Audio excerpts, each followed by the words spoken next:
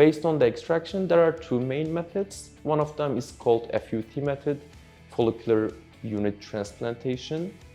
With this method, which is a very old technique, a surgeon needs to cut the scalp as a strip. They need to split this strip into hair follicles and they need to implant it. The other technique, which is the newest technique, it's called follicular unit extraction, FUE method. With these, rather than excising a strip, we extract those follicles one by one.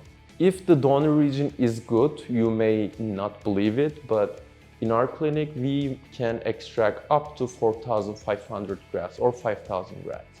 And it's all done by people, very experienced staff, and it's done one by one. So these are the two main techniques based on the extraction.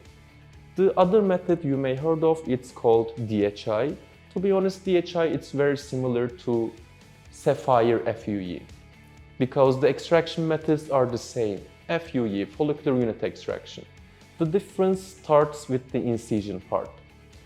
The tool that you use to create the incisions, it gives its name to the technique. So if you are using a DHI pen, then that method is called DHI. With DHI method, you load the pen with the graft and you implant it like that.